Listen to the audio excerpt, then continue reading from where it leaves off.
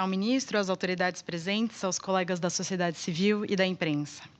A Transparência Brasil é uma organização da sociedade civil que há 25 anos se dedica a melhorar a qualidade e a eficiência do gasto público. Desde 2020, nós acompanhamos com atenção as emendas parlamentares, produzindo estudos e incidindo nos 3 poderes. Apresentamos, por exemplo, sugestões na redação da LDO, funcionalidades no portal da Transparência e insumos para decisões dessa Corte. Nesse contexto, cabe o reconhecimento do papel do STF em promover essa audiência, incluindo uma pluralidade de atores num debate tão essencial. É uma postura oposta à do Congresso Nacional, que deveria ser a Casa do Povo, quando aprovou rapidamente a Lei Complementar 210 de 2024, sem qualquer espaço para efetiva contribuição da sociedade.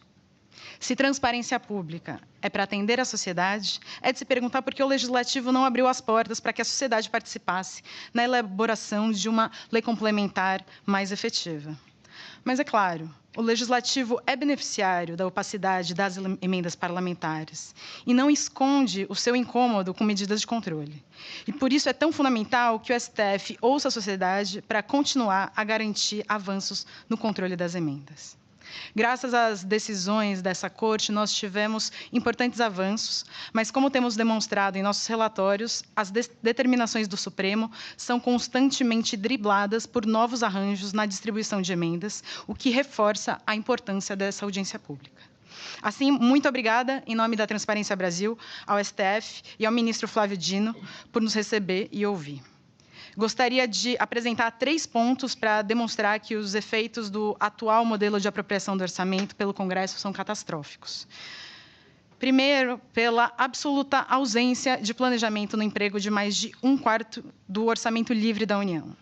As emendas não são vinculadas a ações estruturantes previstas no plano plurianual e tampouco são associadas na origem a metas e ações de interesse nacional, como redução das desigualdades. A Lei Complementar 210, por exemplo, traz 21 áreas prioritárias para políticas públicas, para as quais as emendas de bancada podem ser direcionadas. São áreas genéricas, sem especificidades, como simplesmente educação, segurança pública. Ora, se o país tem planos nacionais, como o Plano Nacional de Educação, as emendas deveriam, na origem, estar diretamente atreladas aos objetivos neles contidos. Mas tudo cabe numa área genérica de educação, inclusive kits de robótica para escolas em Alagoas que não têm água encanada. De que adianta mandar recursos para municípios de menor IDH, se não for para atender às reais necessidades desses municípios? Além de áreas genéricas, temos também emendas vinculadas a ações orçamentárias amplas, sem vinculação a metas e resultados, permitindo que qualquer coisa caiba numa ação do orçamento. A ação, por exemplo, 00SX, para apoio a projetos de desenvolvimento sustentável local integrado, só no ano passado teve 2 bilhões empenhados em emendas. Ela é utilizada para desde pavimentação de rodovias até distribuição de maquinário agrícola por meio da Codevasf. É necessário que se indique de que maneira quantitativa e qualitativa como o dinheiro investido em tratores vai contribuir efetivamente para o desenvolvimento sustentável. Sem isso, nós continuaremos a ter uma baixa qualidade dos gastos, com pulverização de recursos em ações pontuais e não estruturantes. O dinheiro da União deveria ser usado para projetos nacionais e estratégicos e não para o pagamento de demandas municipais variadas. Isso contraria o papel dos recursos da União em afronta ao Pacto Federativo. O segundo efeito catastrófico é o avanço da dependência dos subnacionais das emendas, com políticas públicas locais ficando refém de decisões políticas dos parlamentares. Prefeitos e hospitais filantrópicos, por exemplo, passam o chapéu para comprar ambulâncias e equipamentos de raio-x com emendas. Há uma relação de subserviência com o parlamentar que assume o papel de salvador do município. Nada mudou em relação ao que a Transparência revelou há 3 anos atrás sobre as RP9 terem se tornado a fonte majoritária do programa de obras escolares. Isso só vai piorar com o incentivo para emendas bancarem gastos correntes, como salários na saúde, conforme aprovado na semana passada pelo Congresso. Eu recordo aqui, entre tantas excelentes contribuições da imprensa sobre essa temática, a série de reportagens Política da Seca, da Folha de São Paulo, revelando que o acesso à água é determinado pelo interesse político do deputado, autor da emenda, e não por ordem de prioridade. A gente não pode naturalizar esse poder de discricionariedade de parlamentares destinando emenda para onde bem desejam, deixando pessoas sem água por falta de interesse eleitoral. Todo cidadão tem direito e deve ter acesso às políticas do Estado, e não apenas aqueles que interessam eleitoralmente ao deputado ou senador.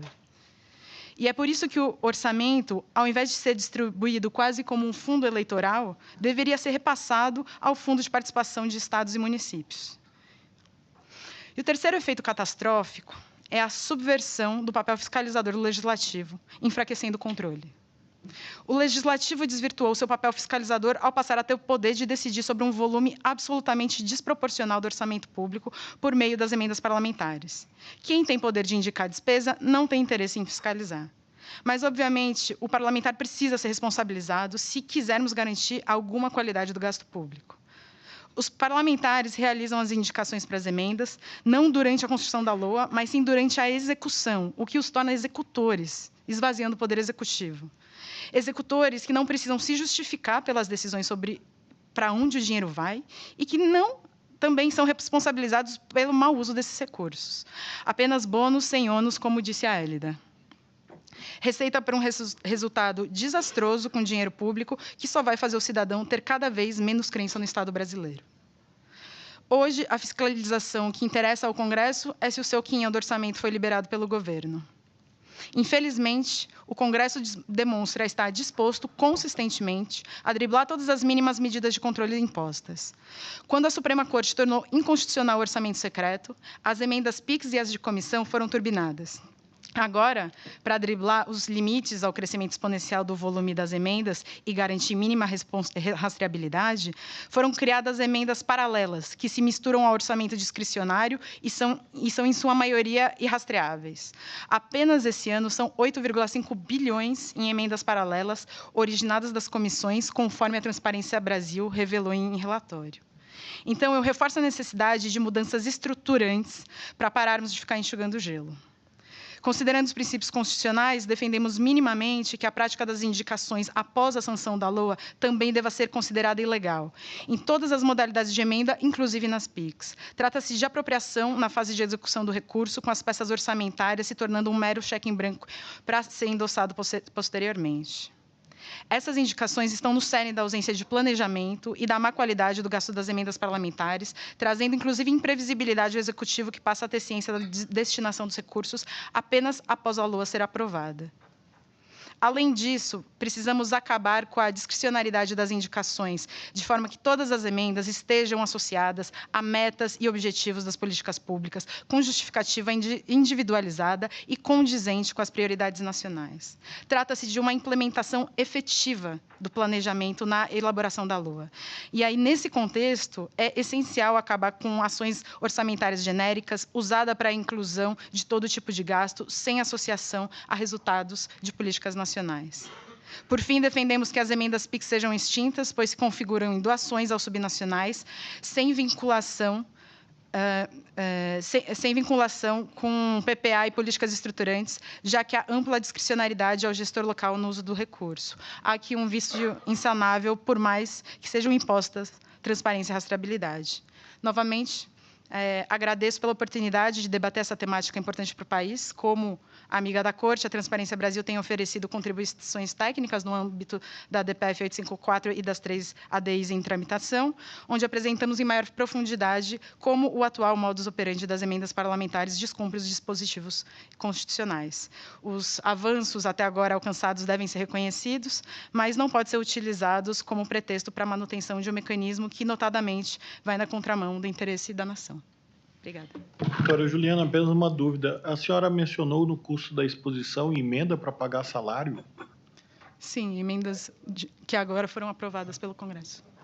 Foram aprovadas pelo Congresso?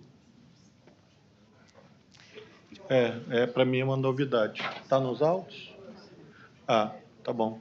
Depois eu vou abrir vista para os senhores se manifestarem, que eu tomei assim, que é curioso, eu diria, porque eu não tinha essa informação até esse presente momento. É uma novidade, portanto, eu imagino, porque isso é novo no meu cardápio, digamos assim.